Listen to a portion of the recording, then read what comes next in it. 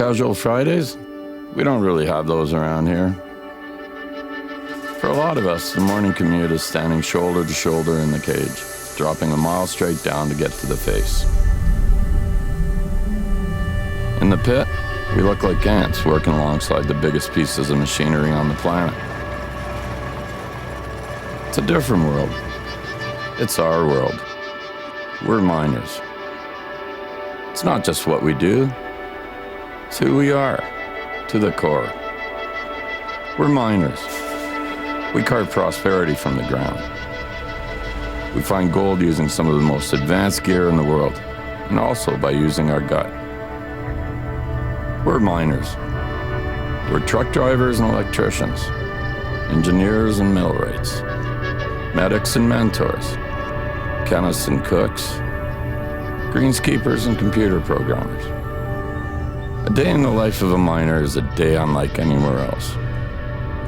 It's hard, it's unforgiving, it's unpredictable, and it's what we're proud to do. Some people say there's no frontiers anymore.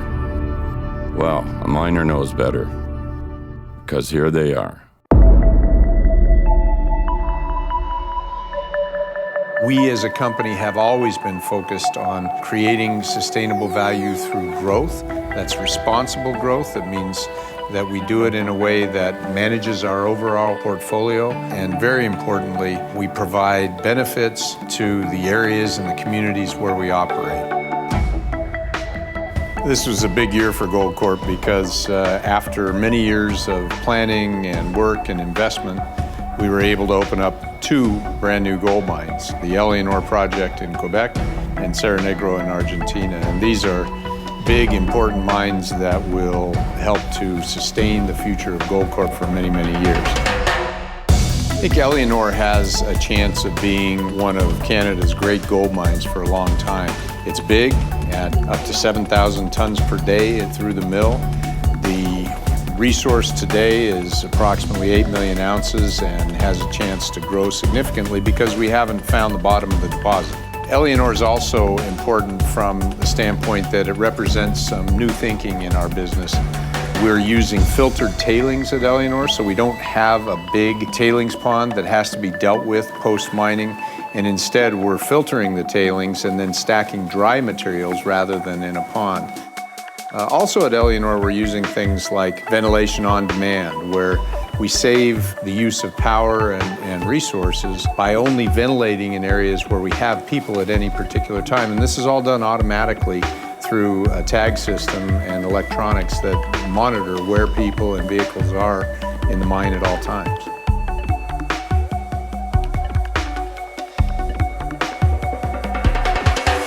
Cerro Negro is really a mine that's geologically exciting. It's actually a series of underground mines, and right now we're mining on 3 different deposits. We have 5 veins that have already been discovered, and we expect to discover many more in this very large, prolific land package.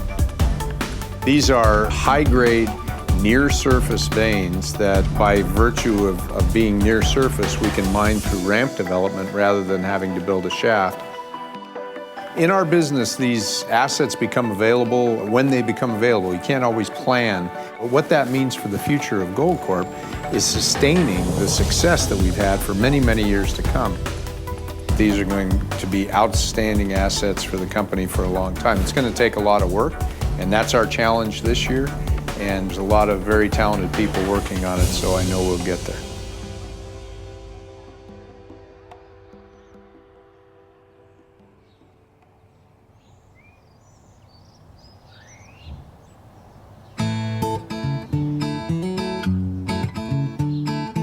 I have a love for community in a small town like Red Lake. You get to know all the people, all the players, you wear a lot of different hats. We've been interacting with Wabauskang for a number of years. I've personally been engaged with the community for about 5 years now. Yesterday we visited the community of Wabauskang to participate in the Wabauskang Collaboration Agreement signing ceremony. So it was a fantastic day. We had 80 plus visitors and guests at the ceremony, which was absolutely amazing considering the community is approximately 65 people. The agreement that we've recently signed with Wabauskang, it's a culmination of over 4 years of work. We spent a lot of time enforcing our core values. We had a lot of conversations, deep, open conversations, and we found that we had common interests. We lived in an area so resource-rich with mining and forestry that we were never involved in, and I guess today's agreement is a real step forward in creating opportunity and a future for our youth. It means a bright future for the community in terms of ensuring that the environment is protected, that we have a say in what's going on. There's just better relations because we understand each other a lot better. We call these collaboration agreements because that's truly what they are. We look at these as partnerships with the First Nations. We now have established and modern agreements with the First Nations in all of the areas where we operate in Ontario and Quebec. I've seen an evolution within Goldcorp of our willingness to actually do additional outreach, go really truly above and beyond, and reach out and see and listen to what our stakeholders in our area are truly looking for. Trust is not something that's just given, respect's not given. The old adage that you have to earn it is very true. As you build that relationship, you gain that trust. It's a real sense of accomplishment because it's hard to earn. We truly do want to live our vision of sharing prosperity with our local communities, and together we'll get to that vision.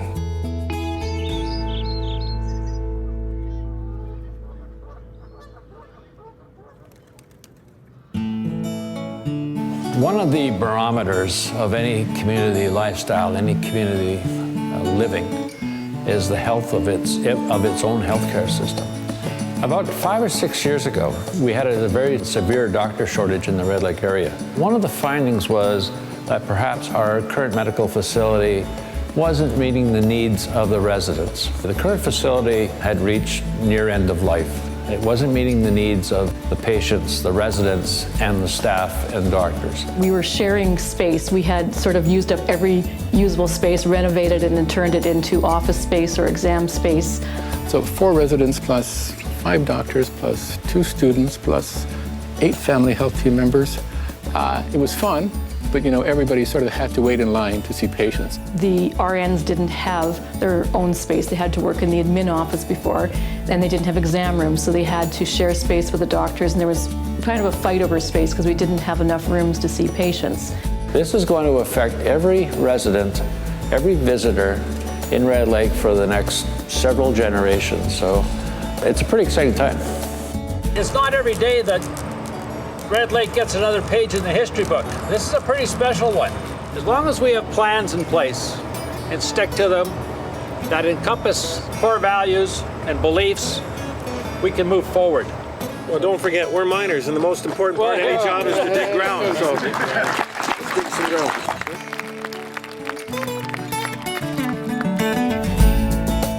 The new facility will provide things that we don't have right now. We've planned for rooms for residents and students and visiting specialists, extra rooms, extra examining rooms. We won't have the particular problems that we've had in the past. The patients and the staff will be working in an environment that is modern and efficient. As with any legacy, if you're going to leave one, you want to leave a community better than you found it. And no matter how long Goldcorp's here, it's a great facility and it will be here for many, many years to come. And that in itself is a legacy to the community.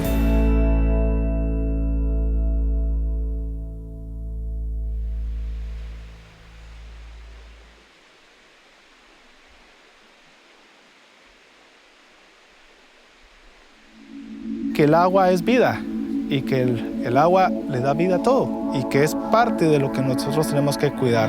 Toda inversión que se haga por el medio ambiente y por nuestros colaboradores en los alrededores de las minas es vital para tener un buen manejo ambiental y unas buenas relaciones en conjunto.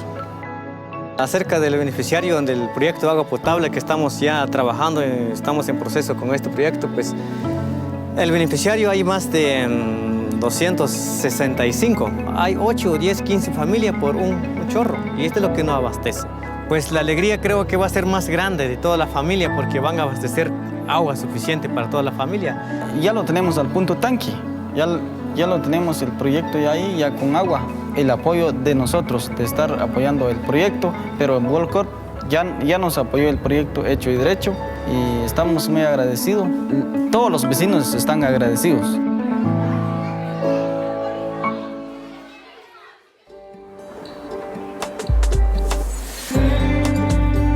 Aquí en Marlin lo que hemos hecho es realizar nuestros monitoreos de una manera abierta y transparente. Monitoreo de flora, de fauna, biología acuática, suelos y demás. Este monitoreo es muy importante y lleva 12 años efectuándose ininterrumpidamente desde el año 2002. Estamos en el Laboratorio Ambiental de Mina Marlin. El objetivo de este laboratorio es dar seguimiento a los programas de monitoreo ambiental en Marlin. Tenemos actividades interinstitucionales donde participa el Ministerio de Energía y Minas, asociaciones de monitoreo ambiental comunitario, que de igual forma envían sus resultados a laboratorios acreditados y hacemos una validación de los mismos. Esto nos permite garantizar que esos resultados son trazables, pues todos han sido analizados con estándares internacionales. A través del spillway, Mina Marlin realiza descargas controladas. Tenemos descargas de agua tratada que proviene de la planta. El spillway está diseñado como una estructura que nos va a servir en la etapa de operación. Cualquier tormenta que se dé en la región, no va a haber ningún riesgo para que haya fallo en la represa. Aparte que los retos técnicos fueron grandes. Esta obra tenía que cumplir con estándares internacionales y la calidad de la obra tenía que ser perfecta. Y con eso garantizamos la recarga hídrica de las comunidades, de los alrededores y que el recurso hídrico se mantenga estable y sano. Para mitigar los impactos del agua, pues básicamente invertido mucho dinero en muchos proyectos, planta de filtros, planta de tratamiento. Si no contáramos con la planta de filtros, entonces hubiéramos necesitado otra represa de colas. Es mucho más fácil y mucho más seguro hacerle un cierre a las colas filtradas que a una laguna de colas. Lo más importante es que al utilizar estas colas para cerrar el pit, hemos eliminado muchos riesgos. Hemos puesto al principio arcilla, luego colas filtradas mezcladas al 10% con cemento para hacerle una base al relleno. Llevamos un aproximado de 3.2 millones de metros cúbicos de relleno acá en este sitio. Nosotros esperamos que esta área, ya cuando tenga vegetación y árboles, sirva como un criadero para ganado. Entonces ese va a ser un aporte a la comunidad. Viendo estos árboles que tienen 4 meses, no puedo imaginarme cómo será en el futuro, pero seguramente estando parado, imaginándome ese paisaje, me tocará mucho corazón todo lo que todos hemos hecho acá, trabajar.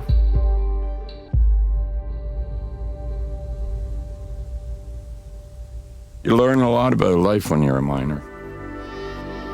You learn that safety isn't everything, it's the only thing. You learn to watch the back of the person next to you, because you know they've got yours. You learn that the people in our community aren't just neighbors, they're also our partners. We make each other better. You learn that the earth is a living thing, so that whatever we take from it, we have to give something back. When we step out of the cage at the end of a 12-hour shift, we don't just feel the sunshine on our face, but the pride in knowing we do a job that matters. A job that builds families and communities and adds real value to the world. That's how we work. That's how we live. When you're a miner to the core. And that's who we are.